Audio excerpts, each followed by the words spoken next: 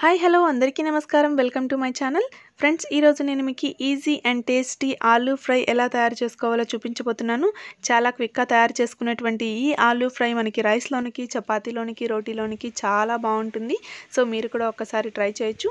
దానికి ముందు నా ఛానల్ని కనుక మీరు సబ్స్క్రైబ్ చేసుకోకపోతే ప్లీజ్ వెంటనే సబ్స్క్రైబ్ చేసుకోండి.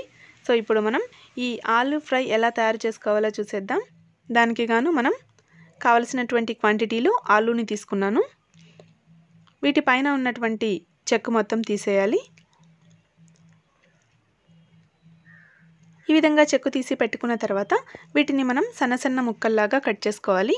చూడండి, నేను ఈ విధమైనటువంటి సైజులో కట్ చేసుకున్నాను వీటిని. సో అదేవిధంగా మొత్తం ముక్కలన్నింటినీ కట్ చేసుకున్న తర్వాత ఇంకొక బౌల్ తీసుకొని దానిలో మనం కొద్దిగా వాటర్ వేసుకొని ఈ ముక్కలన్నింటినీ ఈ వాటర్లోనికి వేసేద్దాం. సో ఇవన్నీ వేసుకున్న తర్వాత ఒక్కసారి వీటిని బాగా కడుక్కొని పక్కన పెట్టేసుకుందాం.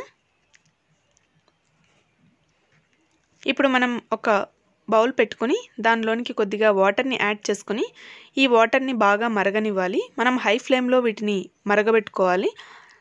సో చూడండి, ఇప్పుడు వాటర్ మొత్తం బాగా వేడెక్కిపోయింది. ఈ వేడెక్కినటువంటి వాటర్లోనికి మనం కట్ చేసి ఉంచుకున్నటువంటి ఈ ఆలు ముక్కల్ని వేసేసుకుంటున్నాను. సో ఈ విధంగా మొత్తం ముక్కలన్నింటినీ వేసేసుకున్న తర్వాత దీనిలోనికి మనం ఆలూకి సరిపడినంత ఉప్పుని యాడ్ చేసుకుంటున్నాను. సో ఇవన్నీ యాడ్ చేసుకున్న తర్వాత ఒక్క 2 నిమిషాల పాటు ఈ హాట్ వాటర్లో ఈ ఆలూని అదేవిధంగా సన్నని మంట మీద పెట్టేసుకుందాం. సో ఇది కొద్దిగా మెత్తగా అయ్యేలోపు మనం దీనికి కావలసినటువంటి పొడి ప్రిపేర్ చేసుకుందాం. ఒక మిక్సీ జార్లోనికి కొద్దిగా పల్లీలు వేసుకుంటున్నాను. 1 కప్పు పల్లీలు తీసుకున్నాను. సో వాటిలోనికి రుచికి సరిపడినంత 1 టేబుల్ స్పూన్ కారం వేసుకుంటున్నాను. ఇవి 2 వేసుకున్న తర్వాత వీటిని బాగా పౌడర్ లాగా చేసేసుకోవాలి.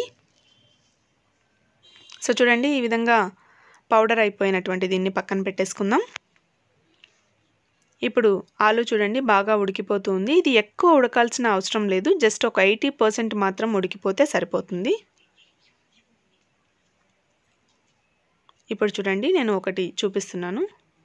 మనకి ఈ విధంగా బాగా మెత్తగా ఉడికినట్టుగా అనిపిస్తుంది కాబట్టి మరీ మెత్తగా ఉడకాల్సిన అవసరం లేదు. ఈ విధంగా ఉడికితే సరిపోతుంది. సో ఇప్పుడు ఈ విధంగా ఉడికిపోయినటువంటి ఈ ఆలుని మొత్తం తీసేసుకుందాం.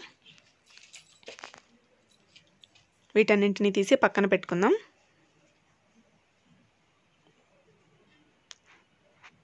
ఇంకొక బౌల్లోనికి వేసి పక్కన పెట్టేసుకున్న తర్వాత ఇప్పుడు మనం స్టవ్ మీద ఇంకొక బాండ్లీ పెట్టుకొని ఇప్పుడు పోపుకు సరిపడినంత ఆయిల్ వేసేసుకున్నాను. ఆయిల్ వేడెక్కిన తర్వాత దానిలోనికి ఆవాలు, జీలకర్ర, కొద్దిగా శనగపప్పు,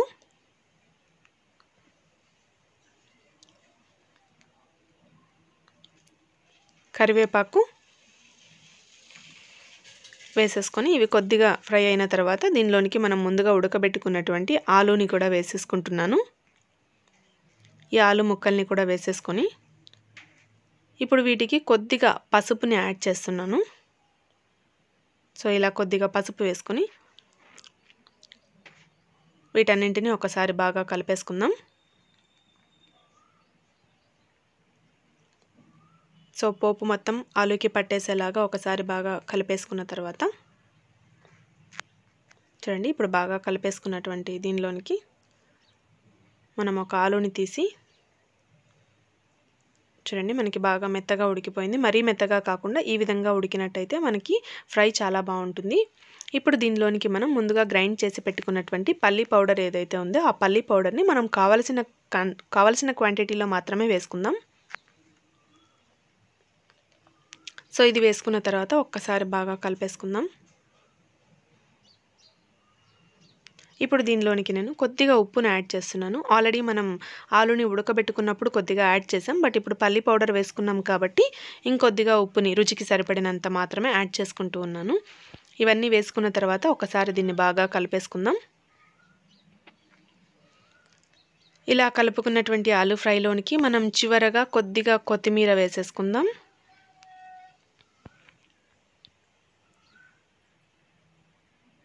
కొత్తిమీర వేసుకున్న తర్వాత కూడా ఇంకొకసారి దీన్ని మొత్తం బాగా కలిపేసుకుందాం.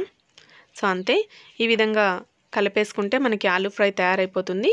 తయారైపోయినటువంటి ఈ ఆలూ ఫ్రైని మనం ఇంకొక సర్వింగ్ బౌల్లోనికి తీసేసుకుంటే మనకి ఎంతో టేస్టీగా ఈజీగా తయారైపోయేటువంటి ఆలూ ఫ్రై అనేటువంటిది రెడీ అయిపోతుంది. సో మీకు చెప్పాను కదండి, రైస్లోనికి, రోటీలోనికి, చపాతీలోనికి అన్నింటిలోనికి చాలా టేస్టీగా ఉంటుంది. సో ఈ విధంగా మనం చేసుకున్నట్టయితే ఇంట్లో పిల్లలు కూడా చాలా ఇష్టపడి తినేస్తారు.